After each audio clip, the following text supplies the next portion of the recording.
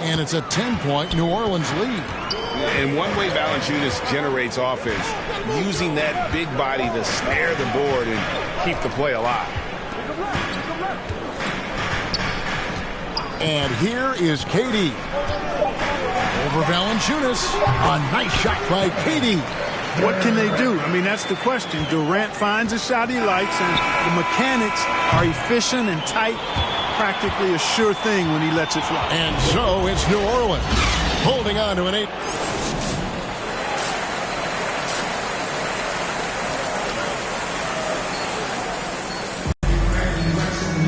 And we hope you've enjoyed the broadcast so far. We're halfway through the game. You look at MP in this game, guys, he has been everywhere.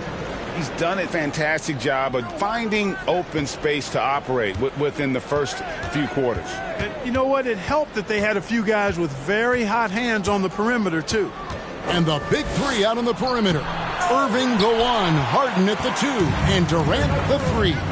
Then there's Paul Millsap, and it's Sharp in at the pivot spot, manning the middle. So that's the lineup for Brooklyn. And Big Ben's roles have adjusted Clark in today's game. You take a young Clark Keller and put him in this style of play, what adjustments would he make? Well, that's a great question, Kevin. I would love to play this up and down, wide open style of basketball. I'm just not sure if I'd be athletic enough to make it happen, but it is more of a face-up rather than post-up game. And maybe I could be part of a small ball lineup, creating havoc with big guys trying to guard me on the perimeter. And they turn over the 24-second buzzer, signaling the shot clock violation.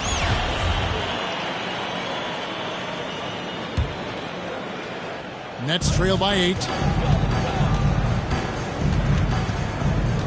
And about a minute of action so far in the third quarter. Inside, here's Irving. Good for the 5th time in 5 shots. He remains perfect.